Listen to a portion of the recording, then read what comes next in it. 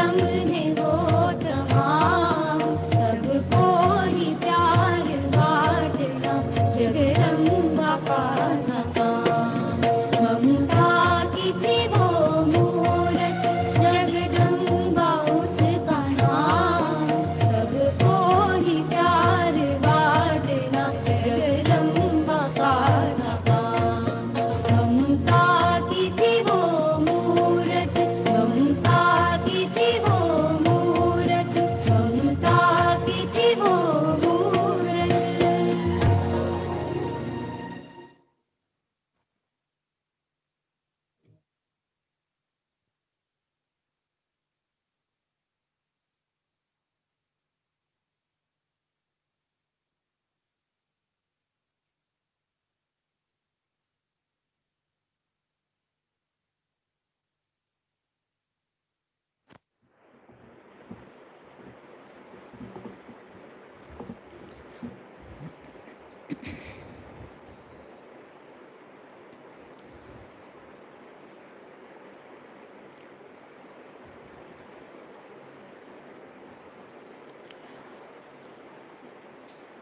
ओम शांति।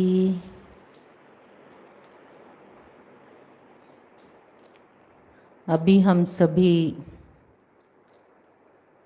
मातेश्वरी जी की महिमा का गीत सुन रहे थे। ममता की वो मूरत थी, सब पर प्यार लुटाने वाली, सभी को मातृवत पालना दी। मातेश्वरी जी, दादी हृदय पुष्पा जी का अनुभव याद आ रहा है। तो दादी जी ने एक बार सुनाया था कि जब मैं यज्ञ में थी तो एक बार मेरे को पेट की बहुत तकलीफ़ हो गई और लगभग 25-30 बार मेरे को बाथरूम जाना पड़ा और मैं बहुत बहुत अपने अंदर वीकनेस फील कर रही थी। इतनी वीकनेस आ गई तो मैं बेहोश होके गिर गई और बाबा को बताया गया। तो बाबा जब आए तो बाबा ने मेरे को बहुत प्यार से दृष्टि दी और बाबा ने मातेश्वरी जी को कहा कि मम्मा आपको हृदय पुष्पा का ध्यान रखना है। और बाबा ने 1 सप्ताह का उनको प्रोग्राम दे दिया। बाबा ने मम्मा को डायरेक्शन दिया कि बच्ची को शुरू के 2 दिन में आपको हर घंटे में 2-2 चम्मच पानी पिलाना है और 2 दिन के बाद फिर 3 दिन आपको हर घंटे में 2 चम्मच पानी और 2 चम्मच दूध पिलाना है और उसके बाद फिर 3-3 चम्मच खिचड़ी खिलानी है। और मम्मा ने बहुत प्यार से, दादी जी सुना रहे थे तो मेरा ध्यान रखा और जिस प्रकार बाबा ने डायरेक्शन दिया था उसी अनुसार मम्मा कर रही थी। और मैंने मम्मा को ये कहा कि मम्मा अब मैं ठीक हो गई हूँ, तो आप भले और ईश्वरीय सेवा जो भी आप करना चाहें आप वो करें। तो मम्मा ने कहा कि नहीं, ये बाबा का डायरेक्शन है, तो बाबा ने मुझे ये ड्यूटी दी है तो उस अनुसार मैं ये कार्य करूँगी। और दादी हृदय पुष्पा जी इतनी प्यार भरी पालना उनको मातेश्वरी जी से मिली और वो एकदम स्वस्थ हो गई। मम्मा ने उनको ठीक होने के पश्चात सारी रात बैठकर विशेष रूप से योग भी कराया और शक्तियों से संपन्न मातेश्वरी जी, जिनका ये भक्ति मार्ग में अष्ट भुजाओं के रूप में, देवी रूप में गायन चलता है, तो सारी रात दादी हृदय पुष्पा जी को रात के 10 बजे से लेकर सुबह 4 बजे तक शक्तिशाली योग दृष्टि दी और दादी जी को महसूस हुआ कि मम्मा ने अपनी सारी दिव्य शक्तियाँ मेरे अंदर भर दी हैं। तो उस समय जो अन्य यज्ञवत्स थे तो उन्होंने भी दादी हृदय पुष्पा जी से पूछा कि आपने ऐसे कौन से विशेष पुण्य किए हैं जो मातेश्वरी जी ने आपको विशेष बैठकर योग तपस्या कराई। तो हृदय पुष्पा दादी जी बोले कि मेरे तो जीवन का एक ही बस महामंत्र है, यही मेरे जीवन की तपस्या है कि मैं जब से बाबा के पास आई हूँ मैंने ये महामंत्र पक्का किया हुआ है कि मेरा तो एक शिव बाबा, दूसरा न कोई, दूसरा न कोई। शिव बाबा के अलावा मेरा अन्य कोई नहीं है। बस मैं बाबा के ऊपर पूरे मन से बलिहार चली गई। तो बाबा देखो कितने प्यार से मेरी संभाल कर रहे हैं। तो इस तरह से अनेकानेक यज्ञवत्सों के जीवन में ऐसे पल आए, ऐसे क्षण, ऐसी घड़ियाँ जो उनको मातेश्वरी जी की अद्भुत पालना मिली। उन्होंने साकार रूप में, उनका वास्तव में माँ के रूप का अनुभव किया, उनको वो पालना मिली। तो ये सभी यज्ञवत्स प्यारे ब्रह्मा बाबा मम्मा की मुरली और साजों से दिन प्रतिदिन उन्नति को प्राप्त कर रहे थे। सभी की अवस्था बहुत बहुत हर्षमय थी। सभी सदा हमेशा आनंद में रहते थे। और कुछ समय के पश्चात 1963-64 में जी को शारीरिक रोग आ गया और जब डॉक्टरों से कंसल्ट किया तो डॉक्टर्स ने कहा कि उनको आप मुंबई के हॉस्पिटल में लेकर के आएं। तो मम्मा मुंबई के हॉस्पिटल में गए और डॉक्टर्स ने चेकअप किया। तो चेकअप करने के बाद उन्होंने कहा कि हम बताएंगे कि एक्चुअल में रोग क्या है। तो मम्मा को थोड़ा बड़ा शारीरिक कष्ट था, पर जब मम्मा को बताया गया कि आपको ये शारीरिक रोग है, तब भी मम्मा एकदम निश्चिंत थीं और उनके चेहरे पर हर्ष की रेखाएं थी।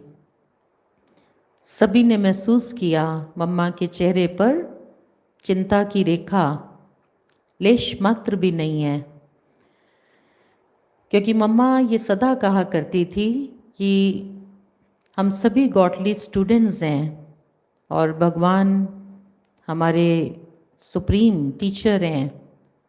तो भगवान जो हमको ये पढ़ाई पढ़ा रहे हैं, इस पढ़ाई में हमें परीक्षाएं वो तो पास करनी ही हैं। तो शिव बाबा जो हमको ज्ञान दे रहे हैं, ज्ञान के सागर, उन्होंने हमको ये भी बताया है कि पूर्व जन्मों में हम सभी यज्ञवत्स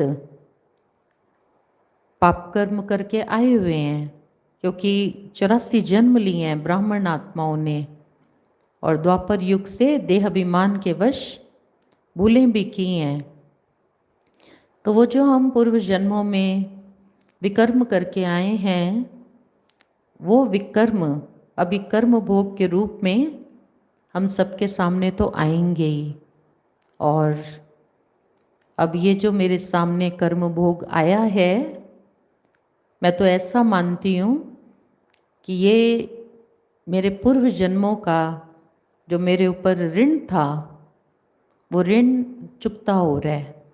तो जब किसी के ऊपर कोई कर्जा चढ़ा हुआ हो और वो कर्जा उतरने लग जाए, तो जितना जितना कर्ज उतरता जाता है उतना उतना आत्मा खुशी महसूस करती है।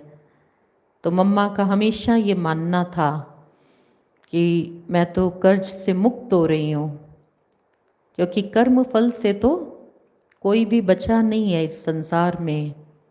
सिर्फ एक शिव बाबा हैं जो जन्म पुनर्जन्म के चक्र से सदा न्यारे रहते हैं, सदैव परम धाम में वास करते हैं।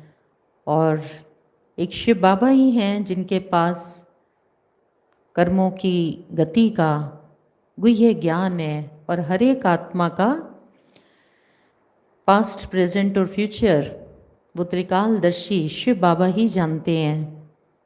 तो इस प्रकार शरीर का रोग होने पर भी मम्मा प्रसन्न मुद्रा में दिखाई पड़ती थीं। और मम्मा साथ में ये भी कहा करती थीं सभी यज्ञवत्सों को कि देखो, वैसे तो हम सभी ईश्वरीय सेवा के कार्यों में हमेशा बिजी रहते हैं, और जब हमारे सामने शरीर का कोई रोग आता है तो हमको सब कार्यों से फुर्सत मिलती है, और हम जब रेस्ट पर होते हैं तो उस समय हम पूरी तरह से, क्योंकि अन्य कार्यों में तो हमारी बुद्धि अब जा नहीं रही है, तो अब हम पूरी तरह से शिव बाबा को याद कर सकते हैं। इसलिए बीमारी को भी एक बहाना मानना चाहिए कि ये बीमारी भी जो आई है ये मुझे परम पिता परमात्मा शिव बाबा के और नज़दीक ले जाने के लिए आई है। तो बाबा को याद करके, प्रभु को याद करके हमें अनेक जन्मों की कमाई करने का ये भी सुंदर सुअवसर मिला है। तो देखिए मम्मा की सोचने की जो विधि थी, जो उनका तरीका था, वो कितना न्यारा और कितना निराला था, और सभी यज्ञवत्सों को वो ये सिखाया करती थीं। फिर साथ साथ मम्मा ये भी कहा करती थीं कि बाबा ने हम सबको ये पाठ पढ़ा दिया है कि शरीर रथ है, और इस रथ पर आत्मा जो है वो रथी सवार है। तो आत्मा तो पूर्व जन्मों से ही अनेक रथ बदलती चली आ रही है, और ये हमारा अंतिम जन्म का अंतिम देह रूपी रथ हमको मिला है जिस पर आत्मा सवार है। तो इस रथ की हमको संभाल तो ज़रूर करनी है, लेकिन इस रथ में हमारी आसक्ति नहीं होनी चाहिए, इसमें हमारा मोह नहीं होना चाहिए। जबकि हमने ये कह दिया है शिव बाबा को सच्चे दिल से कि शिव बाबा ये तन धन मन सब आपका है, तो जब बाबा को ये तन सुपुर्द हो चुका है तो फिर चिंता किस बात की करनी। और हम गॉडली स्टूडेंट्स हैं, तो आज नहीं तो कल, ये बहुत महत्वपूर्ण बात है हम सभी के लिए ध्यान रखने की, कि आज नहीं तो कल, आगे पीछे कभी ना कभी तो हम सभी को इस शारीरिक रोग की जो परीक्षा है इसको पास करना ही होगा। तो मम्मा ये सबको सिखाया करती थीं। बाबा भी काफ़ी समय से मुरलियाँ चला रहे थे, और बाबा उन मुरलियों में सभी को ये शिक्षा देते आ रहे थे कि इस अंतिम ब्राह्मण जीवन में हम सभी के सामने अपमान, निंदा, चुगली, रोग, शोक, पीड़ा, जो कुछ भी सामने आ रहा है, तो हे बच्चों, मेरे बच्चों, ये अंतिम विदाई लेने के लिए आ रहे हैं। अब तो आप सभी मेरे वत्स पवित्रता की बहुत ऊंची स्थिति को प्राप्त कर रहे हो, और जब आप अपनी उच्च स्थिति को प्राप्त कर लेंगे और सतयुग में चले जाएंगे, तो सतयुग में तो आप बच्चों को खुशी होनी चाहिए कि वहाँ पर कोई रोग नहीं होगा, कोई बीमारी नहीं होगी, कोई काल दुर्घटना, किसी भी प्रकार का कष्ट नहीं होगा। तो जिस प्रकार शारीरिक रूप से जब किसी व्यक्ति को रोग हो और उसको डॉक्टर ये कह दे कि ये रोग थोड़े दिन का है और फिर तुम ठीक हो जाओगे, तो फिर वो रोगी अपने उस रोग को भूल जाता है और खुशी में आ जाता है। ये चंद दिन की बात है, उसके बाद तो मैं ठीक हुआ कि हुआ। तो प्यारे बाबा भी सभी बच्चों को बहुत समय से ये ट्रेनिंग देते आ रहे थे। तो ये संगम युग का अंतिम जन्म है। तो ये सब कुछ आप बच्चों के सामने आएगा, लेकिन विदाई लेने के लिए आएगा, और उसके बाद तो आपका पैर नई दुनिया में पड़ जाएगा, और वो दुनिया होगी संपूर्ण सुख शांति की दुनिया। वहाँ तो आप मेरे सभी बच्चे आनंद और मौज में रहेंगे।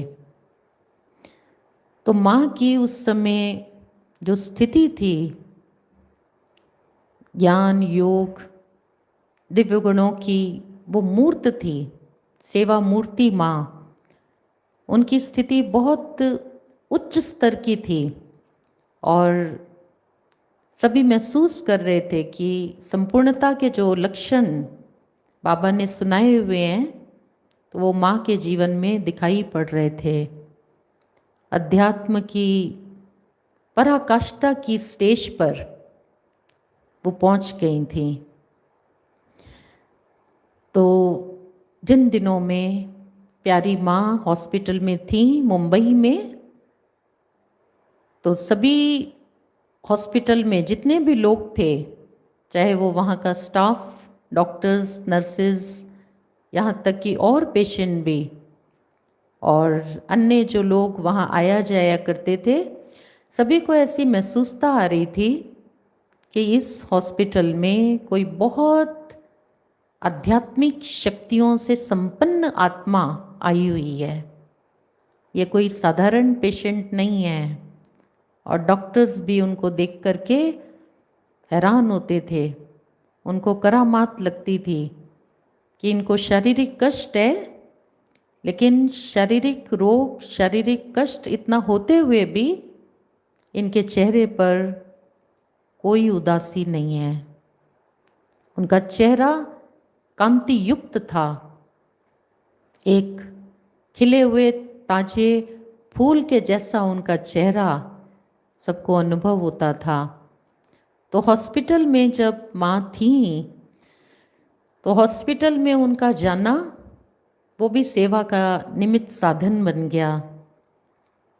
अन्य ब्रह्मा कुमार, ब्रह्मा कुमारियाँ जो माँ के साथ थे, जो उनसे मिलने के लिए आया जाया करते थे, तो हॉस्पिटल में उनका भी एक विशेष सबके ऊपर प्रभाव पड़ता था, क्योंकि सभी के चेहरों पर दिव्यता, शांति, खुशी की झलक सभी महसूस करते थे।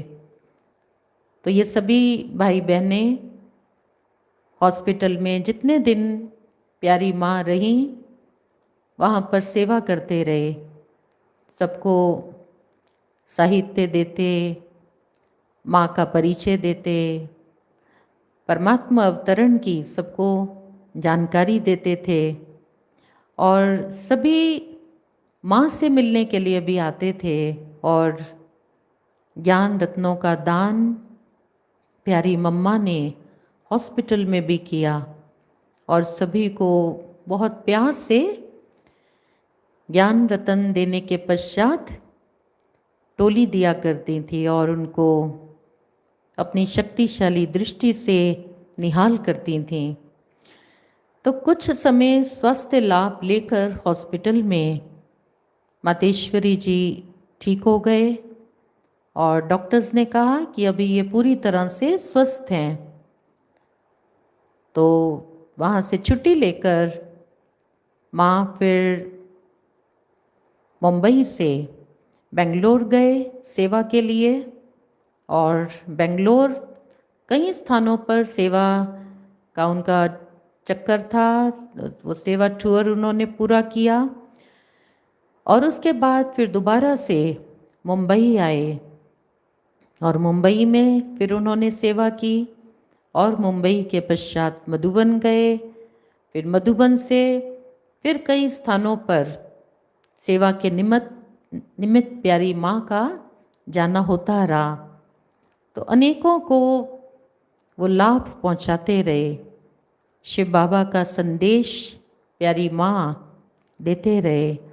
और यहाँ तक भी हम सभी अपनी बड़ी दादियों से या अपने बड़े भाई बहनों से जिन्होंने साकार रूप में उनका पाठ देखा, तो हम उनसे सुनते आ रहे हैं कि कई ऐसी आत्माएं भी यज्ञ में जो शुरू से लेकर के एंटी चले आ रहे थे, सिंध में, कराची में और माउंट आबू में आने के पश्चात फिर जहाँ जहाँ भारत के अलग अलग स्टेट्स में, सिटीज़ में सेवा हो रही थी, वहाँ पर भी जो एंटी लोग थे, जो ब्रह्मा कुमारी संस्था को बहुत ही गलत मानते थे और बड़ी नीची दृष्टि से देखते थे, मुख से अपशब्द निकालते थे, तो वो भी जब प्यारी माँ से मिलते थे तो उनके नेत्र भी गीले हो जाते थे। माँ से उनको बहुत शक्तिशाली प्रकंपन, पवित्रता के वाइब्रेशंस उनको फील होते थे। उनका जो ऑरा था वो बहुत बहुत शक्तिशाली था और दिव्य गुणों की तो वो साक्षात मूर्त थी ही थी। उनकी नम्रता, उनकी निर्माणता, उनकी निरहंकारिता, उनके सामने जो बड़े से बड़ा अगर कोई अभिमानी भी आ गया, क्रोधी आ गया, ईर्ष्यालु आ गया, वो भी नतमस्तक हो जाता था। और हर एक के मुख से ये निकलता था, जो एंटी थे उनके मुख से भी, कि हमारी माएँ, ये बहुत बड़ी बात है। उनके समक्ष जाने से हर एक को माँ और बच्चे की जैसे फीलिंग आती थी। तो इस प्रकार प्यारी माँ वो सेवा कर रही थीं और कुछ समय के पश्चात दोबारा से उनको इस शारीरिक रोग ने फिर से आ घेरा। संपूर्णता के चिन्ह नज़र आ रहे थे उनके जीवन में, लेकिन कोई समझ नहीं पा रहा था। भावी किसी के सामने भी क्लियर नहीं थे कि ये जो प्यारी माँ इतनी उच्च स्थिति पर पहुँच गई हैं, तो ये निकट भविष्य में कुछ होने वाला है, उसका ये संकेत दे रही हैं। उस संकेत को किसी ने भी कैच नहीं किया था। तो कुछ समय के बाद उनको दोबारा से ये बीमारी बड़े रूप में आ गई और जब मुंबई के वो हॉस्पिटल में थे तो डॉक्टर्स ने उनका चेकअप करने के पश्चात फिर ये कह दिया कि अब इस शरीर में ये कुछ दिनों की ही मेहमान है, इसलिए आप इनको जहाँ भी ले जाना चाहें शांति वाले स्थान पर आप इनको वहाँ ले जाएं, ताकि सुखपूर्वक यह अपने अंतिम दिन जो हैं वो बिता सकें और शांति से अपनी काया का ये त्याग कर सकें। और दूसरी तरफ शिव बाबा ने भी बाबा को बता दिया था कि डॉक्टर्स जो कह रहे हैं वो सही है और कुछ समय ही मम्मा का इस शरीर में पार्ट चलेगा। और शिव बाबा ने ये भी कह दिया कि आप भले ये बात माँ को बता दें। तो जो भी यज्ञवत्स थे, जो मम्मा के अंग संग रहते थे, उनकी संभाल कर रहे थे, उनको हॉस्पिटल लेकर के जाना, उनका ध्यान रखना, और उनको हिम्मत नहीं हो रही थी कि हम कैसे माँ को ये बात बताएं, ये तो बहुत बड़ी बात है। हर कोई पीछे हट जाता था कि नहीं नहीं, ये बात हम माँ को नहीं कह सकते हैं। और शिव बाबा कह रहे थे कि आप बताओ माँ को, उनकी अवस्था में ज़रा भी कोई फर्क नहीं आएगा। तो शिव बाबा ने जो डायरेक्शन दिया, उस डायरेक्शन के अनुसार फिर प्यारी माँ को ये बता दिया गया कि आपका अभी थोड़े समय का इस शरीर में पार्ट है। और वास्तव में मम्मा को जब ये बात पता भी चली, तब भी उनकी स्थिति में रिंचक भी फर्क नहीं आया। उनकी आत्माभिमानी स्थिति इतनी पक्की थी। देह से न्यारी अवस्था का उन्होंने बहुत काल से ऐसा अभ्यास किया हुआ था। तो मुंबई के हॉस्पिटल से उनको फिर मधुबन में ले आया गया और मधुबन में आने के पश्चात मम्मा अपने कमरे में रहा करती थी और अपने कमरे में हर दिन प्यारे बाबा की मुरली एम्पलीफायर पर सुनती थी, स्पीकर पर। मम्मा ऐसी स्थिति में नहीं थी कि क्लास में जा सकें, लेकिन अपने कमरे में भी, जबकि उनको शारीरिक कष्ट बहुत ही बड़े रूप में था, अन्य कोई पेशेंट अगर हो तो वो ये शारीरिक कष्ट सहन नहीं कर सकता था, 1 घंटा भी कोई नहीं बैठ सकता था। लेकिन मम्मा की नियंत्रण शक्ति वो बहुत ज़बरदस्त थी। इतनी बड़ी बीमारी को भी उन्होंने बहुत बहुत शांति से और खुशी से उन्होंने सहन किया। मम्मा अपने कमरे में भी फ्रेश होकर के और तकिए के सहारे चारपाई पर बैठा करती थीं और जैसे गॉडली स्टूडेंट्स बैठते हैं, वो हमेशा कहा करती थी कि हमारे सुप्रीम शिक्षक स्वयं भगवान हैं, हम उनकी मुरली सुने तो हम विधि पूर्वक बैठ करके उनकी मुरली सुने। और मम्मा ने अंत तक वो करके भी दिखाया। तो मम्मा बहुत प्यार से, बहुत रुचि से हर दिन अपने कमरे में प्यारे बाबा के महावाक्य सुनते रहे। अब शिव बाबा ने फिर ब्रह्मा बाबा को भी स्पष्ट रूप से ये बात बता दी थी कि प्यारी माँ का इस काया में सिर्फ 15 दिन का लगभग अब पार्ट रह गया है। और जब ब्रह्मा बाबा को ये बात मालूम पड़ी कि बहुत ही थोड़े दिनों के लिए माँ का इस साकार शरीर में अब पार्ट है, तो बाबा भी देखो बहुत ही युक्त थे। बाबा ने बहुत युक्ति से सारे वातावरण को एकदम शांतमय बनाए रखा। वातावरण में किसी भी प्रकार की बाबा ने हलचल पैदा नहीं होने दी। बाबा ने सभी भारत के सेंटर्स पर पत्र भेज दिए, कोई कोई को तार भेजे गए, टेलीफोन बाबा ने कराए और बाबा ने बहुत युक्ति से सभी को ये मैसेज भेजा कि जिस जिसको भी बाबा से मिलना हो भले मधुबन में आए, बाबा से मिल करके जाएं और प्यारी माँ का मुखड़ा भी देख कर जाएं। बाबा की युक्ति थी। बाबा भागीरथ, भगवान का रथ, भगवान के रथ की कार्य करने की विधि न्यारी थी और प्यारी। तो बहुत सारे भारत के सेंटर्स से बाबा के बच्चे मधुबन आ गए बाबा और प्यारी माँ से मिलने के लिए। और दूसरी तरफ साथ ही साथ ट्रांस में जो बहनें जाते थे, जिनको बाबा संदेश पुत्रियाँ कहते हैं, उनको भी ट्रांस में ऐसे बाबा दृश्य दिखा रहे थे। तो बाबा ने बहुत सारी संदेश पुत्रियों को ये सीन दिखाया। तो मम्मा अभी अव्यक्त होने वाले हैं।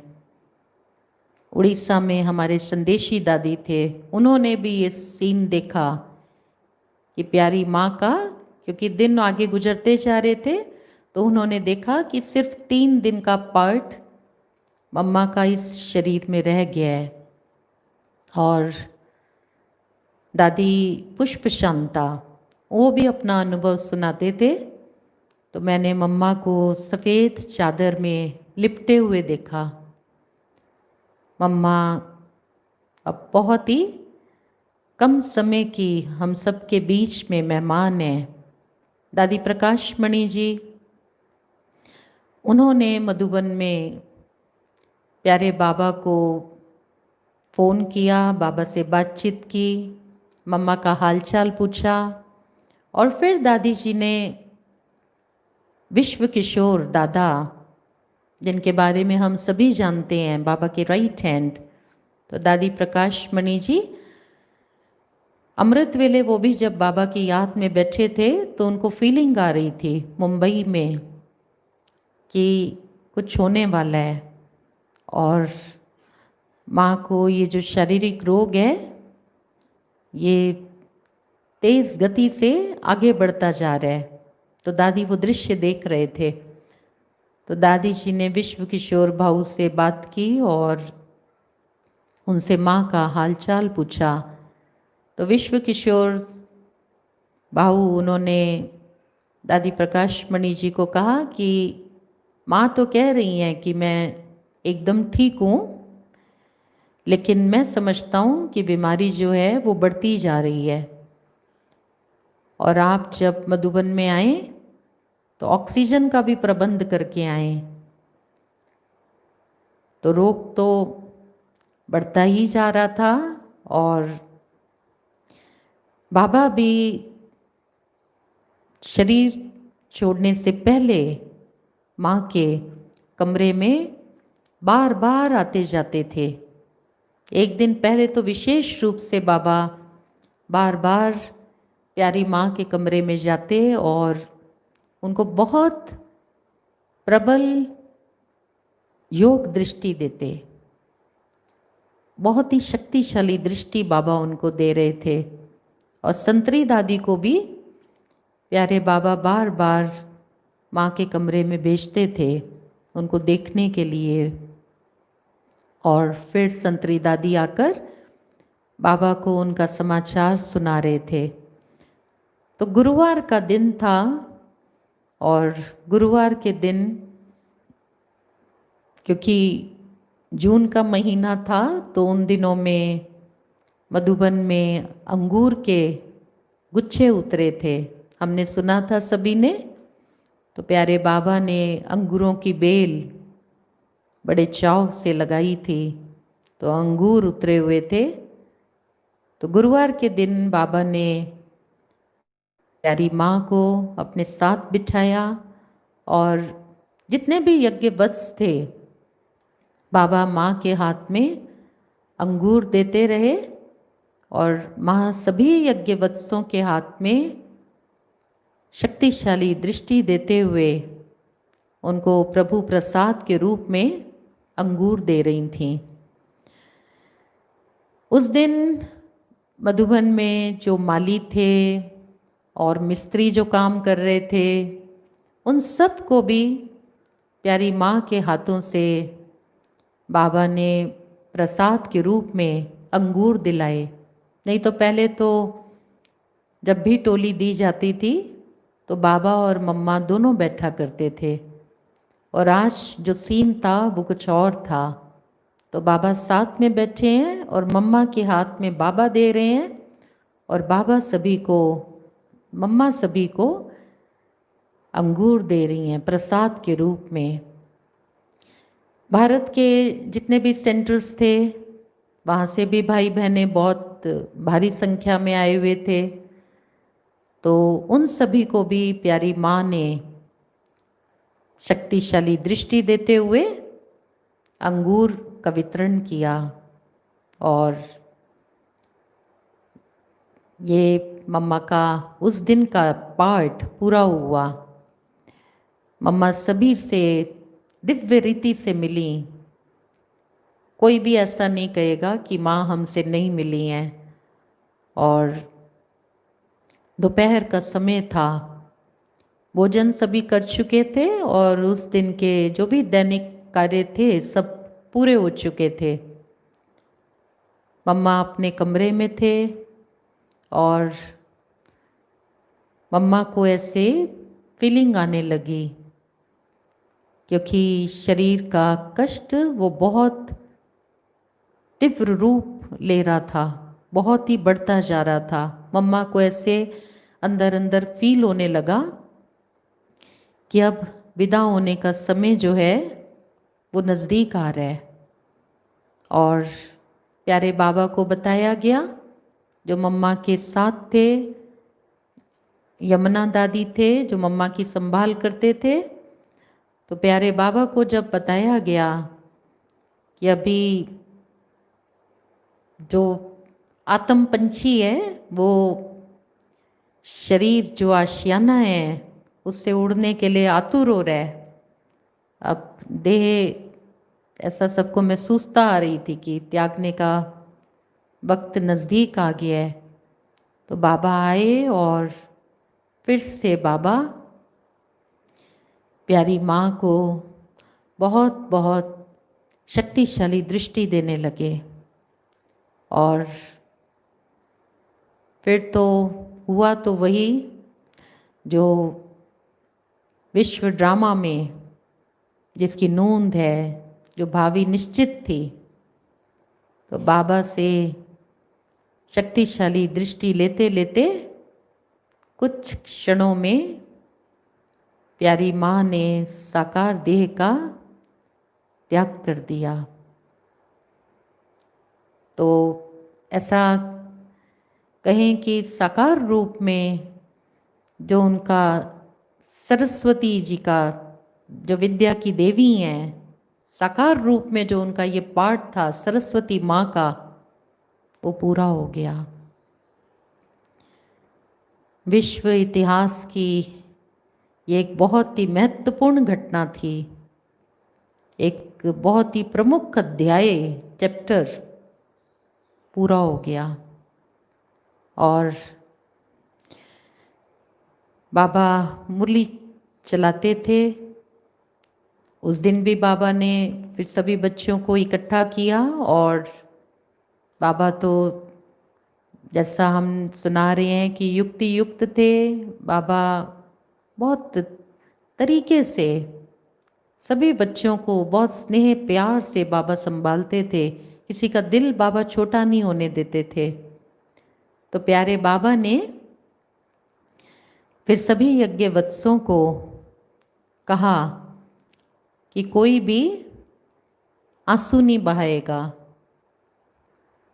कोई के भी चेहरे पर दुख प्रकट नहीं होना चाहिए, उदासी नहीं आनी चाहिए। सभी यज्ञवत्स वातावरण को योग युक्त बना करके रखेंगे। तो सभी योग युक्त अगर रहेंगे तो हो सकता है कि प्यारे शिव बाबा प्यारी माँ को इसी शरीर में दोबारा से भेज दें। बाबा की युक्ति थी ये। और सभी बाबा के बच्चे जैसे बोले भाले छोटे छोटे नन्हे मुन्ने बच्चे होते हैं ना, तो सबका बाबा के ऊपर बहुत निश्चय था, बहुत भरोसा था। तो सभी यज्ञवश वो जाकर के योग कक्ष में योग में बैठ गए और सभी बाबा को कहने लगे कि प्यारे शिव बाबा, हमारी मम्मा को आप वापस भेज दीजिए। तो सभी याद कर रहे थे। तो जब योगी कोई शरीर छोड़ते हैं तो वातावरण कितना अलौकिक और दिव्य होता है। और ये तो योगियों में योगी, परम योगी, इनके जैसी योगिन इस दुनिया में ना कोई हुई है ना कोई होंगी। महान तपस्वी आत्मा। तो वातावरण में पूरी तरह से दिव्यता और अलौकिकता थी। सभी बाबा की याद में बैठे थे और किसी के भी चेहरे पर विक्षोभ का कोई ऐसा भाव नहीं था, कोई दुख का संकल्प नहीं था। तो प्यारे बाबा ने फिर सुनाया कि देखो, हम सब की, वास्तव में तो बाबा कब से ये कहते आ रहे हैं कि हम सब की असली माँ तो कौन है? शिव बाबा हैं। वो हमारी सबकी चमकीली माँ है, अविनाशी माँ। ये तो साकार रूप में बाबा ने माँ को निमित्त बनाया। और शिव बाबा चमकीली माँ हैं और पिता भी हैं।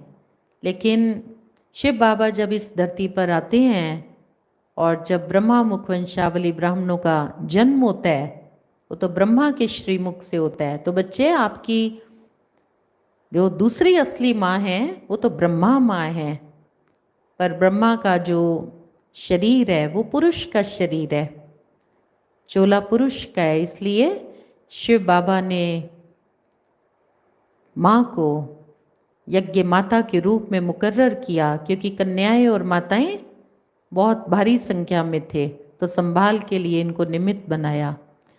तो बाबा कहते कि बच्चे, आप उदास नहीं होना, आपको कोई संकल्प नहीं चलाना है।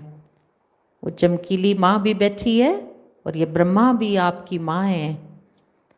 तो हम तो त्रिलोकी नाथ, दिव्य बुद्धि दाता, दिव्य दृष्टि विधाता, उस माता पिता के बच्चे हैं। बच्चे, हमें तो सदा खुशी में रहना है। तो अम्मा मरे तो भी हलवा खाना, अब्बा मरे तो भी हलवा खाना। अगर कोई भी बच्चे ने दुख के आंसू बहाए तो बाबा कहते थे, बाबा कहेंगे ये देह अभिमानी है। तो देखिए, ब्रह्मा बाबा जिनका जगदम्बा माँ के साथ इतना गहरा रिश्ता था, स्वयं बाबा भी उनको मम्मा कहते थे। कभी मम्मा बेटी भी कहते थे, कभी बाबा बेटी कह करके पुकारते थे। और माँ का बराबर पाठ चला इस यज्ञ को पिताश्री के समान चलाने में। और अभी तो सारा जो जिम्मेवारी थी वो बाबा के ऊपर आ गई।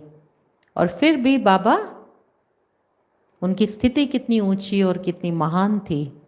किसी बच्चे का चेहरा बाबा ने उदास नहीं होने दिया, वातावरण में हलचल नहीं आने दी। तो बाबा ने ये भी सबको कहा कि देखो, जगदम्बा सरस्वती, इनका भक्ति मार्ग में भी अगर आप ध्यान देंगे, गौर करेंगे, तो हमेशा युवा स्वरूप दिखाया गया है। ढलती आयु से पहले का इनका स्वरूप दिखाया है। सरस्वती के जितने भी चित्र हैं भक्ति में, वो सब युवावस्था के हैं।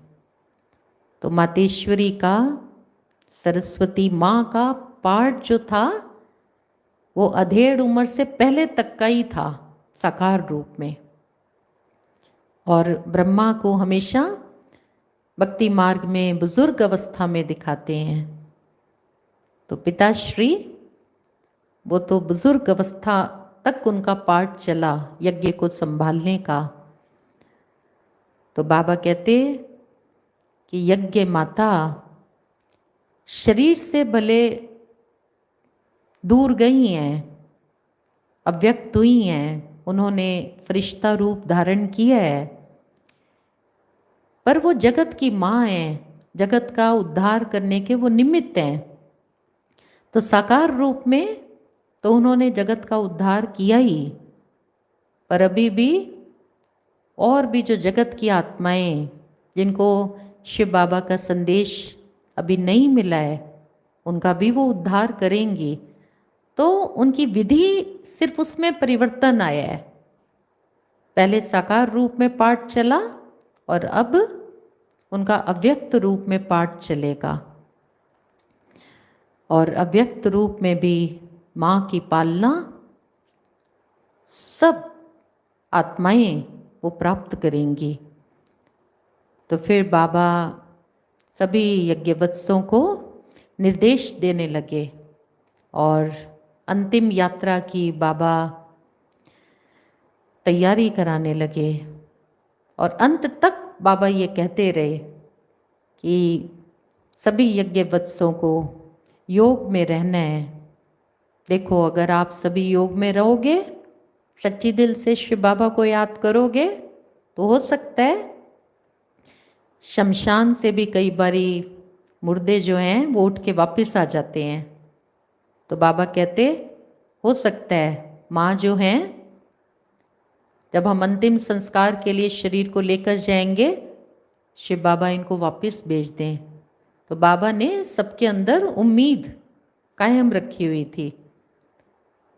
तो चाहे डॉक्टर्स ने ये कह दिया था कि माँ का पार्ट इस शरीर में थोड़े समय के लिए है, और शिव बाबा ने भी सुना दिया था, पर फिर भी बाबा ने लौकिक अलौकिक रीति से जो भी एफर्ट्स करने चाहिए वो बाबा करते रहे। जो भी दवा करनी थी, उपचार करना था, वो बाबा ने किया।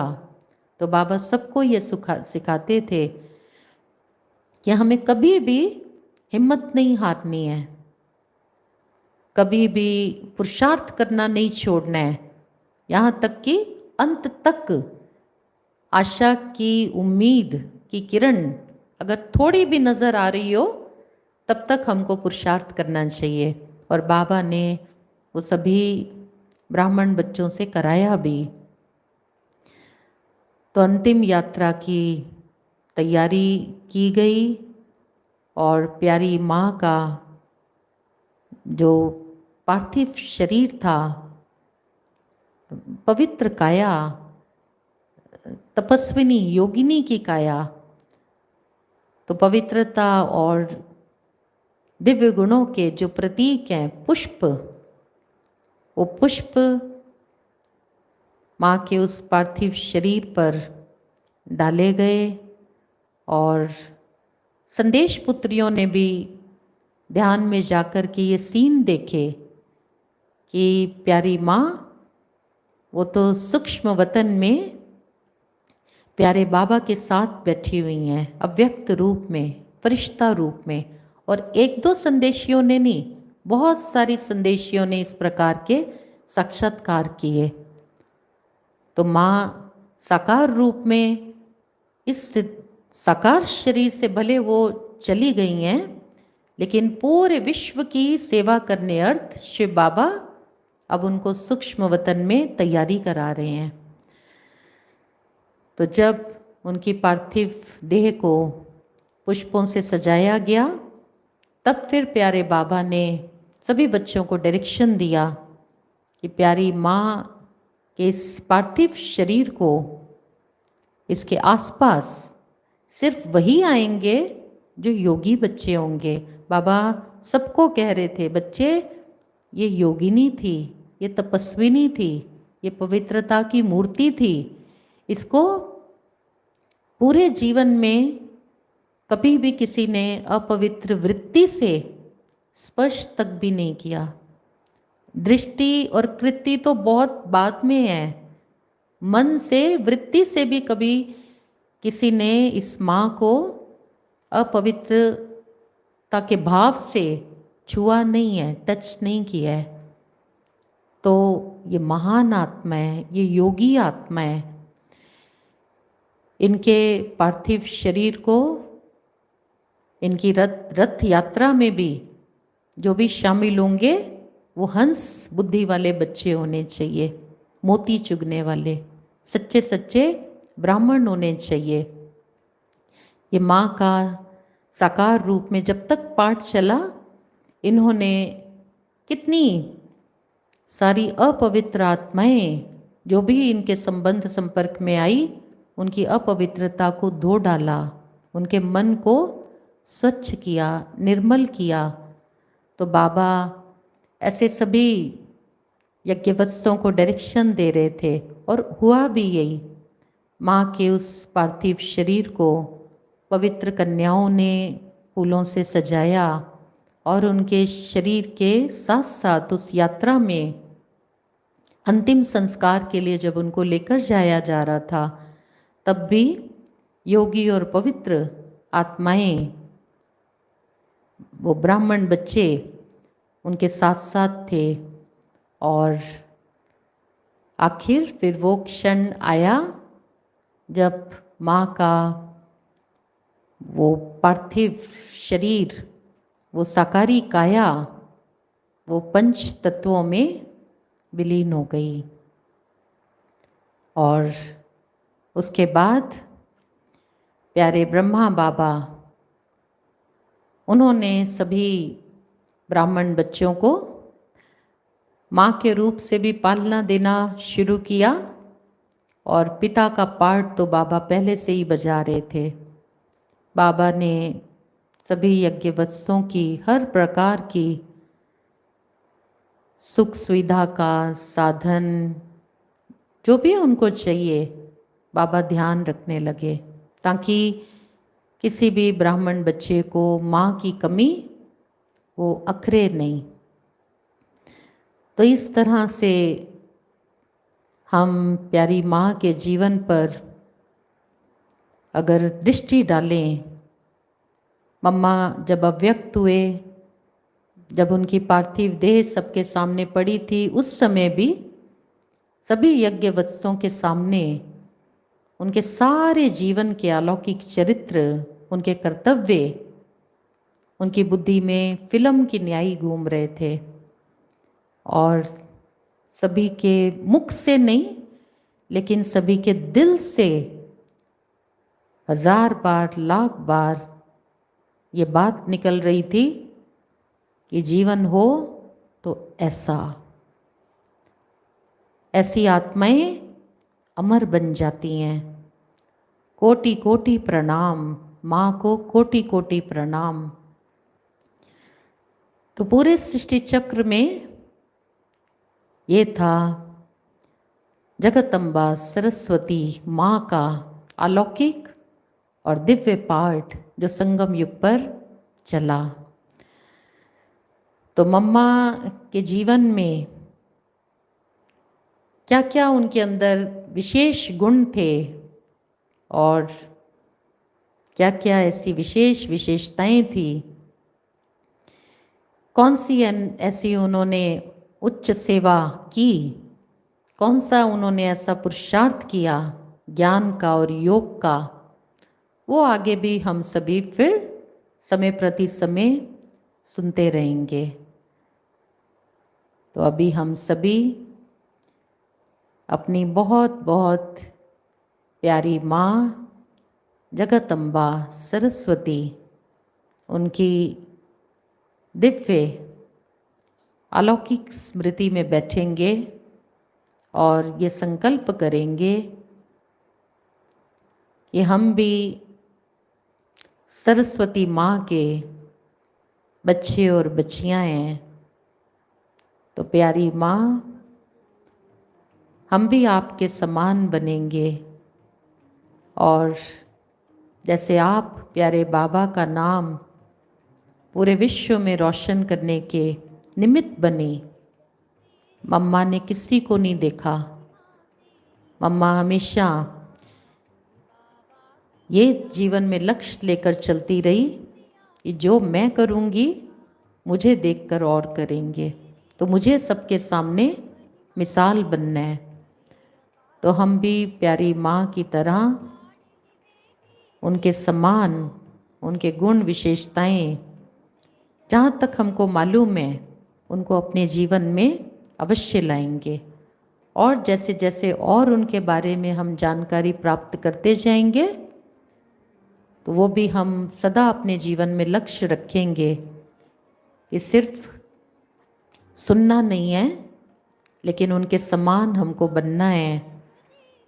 तो मैं समझती हूँ कि जहाँ भी अव्यक्त रूप में अभी भी सरस्वती माँ अपना पार्ट बजा रही होंगी, हमको उनकी पालना महसूस होगी, उनकी शक्तियों का, उनके वरदानों का हमको अनुभव होगा। तो अभी हम सब प्यारी जगदम्बा माँ, उनकी दिव्य और अलौकिक स्मृति में बैठेंगे। ओम शांति।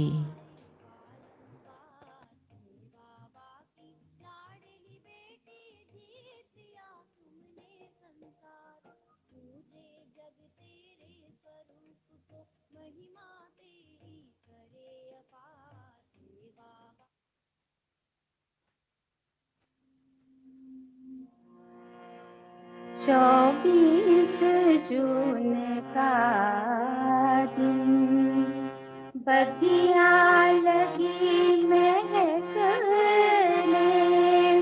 गुच्छे अंगूर के भी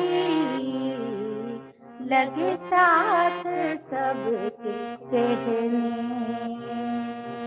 24 जून का दिन, बगिया लगी महकने, गुच्छे अंगूर के भी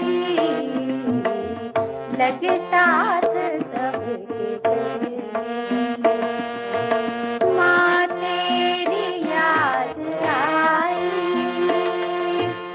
वो बात याद आई, तेरी याद आई, वो बात याद आई, माँ तेरी याद आई, माँ तेरी याद आई।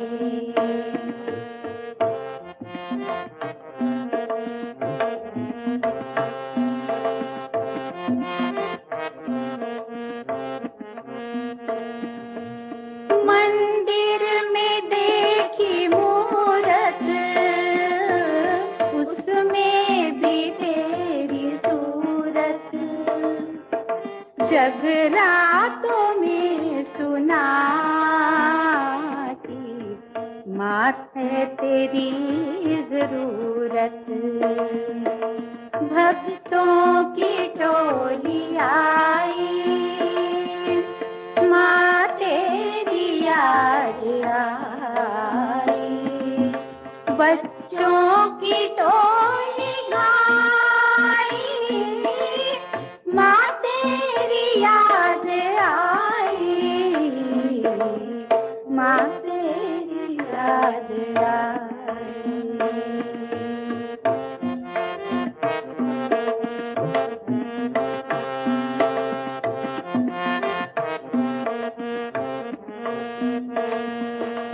वो त्याग, वो तपस्या, वो पालना तुम्हारी, वो त्याग, वो तपस्या, वो पालना तुम्हारी, भगवान से भी ज्यादा गाती है सृष्टि सारी। सब खूबियाँ समाई, माँ तेरी याद आई, माँ तेरी याद आई, वो बात याद आई,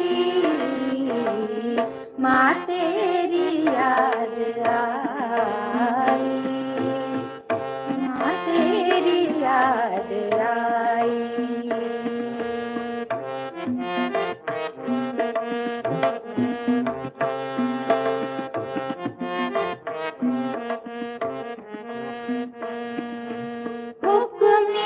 हुक्म चलाए, हमको निमित्त बनाए, करन करावन हार बाबा अपने आप कराए। शिक्षाएं जो सुनाई, माँ तेरी याद आई, शिक्षाएं जो सुनाई,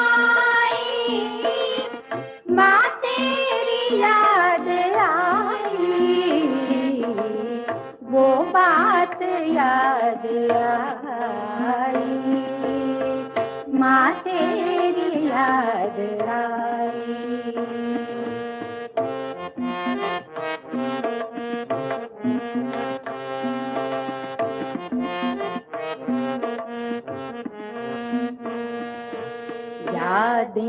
तो आ गई हैं। अब तुम भी पास आओ, यादें तो आ गई हैं। अब तुम भी पास आओ, सब याद कर रहे हैं, इन सब से मिल के जाओ। वीणा जरा बजाओ, एक बार गोद ले लो, कुछ और ना सही तो सखियों से अपने मिल लो। आने में क्या कठिनाई, माँ तेरी याद आई, वो बात याद आई, माँ तेरी याद आई। 24 जून का दिन, बगिया लगी महकने, गुच्छे अंगूर के भी लगे साथ सबके कहने।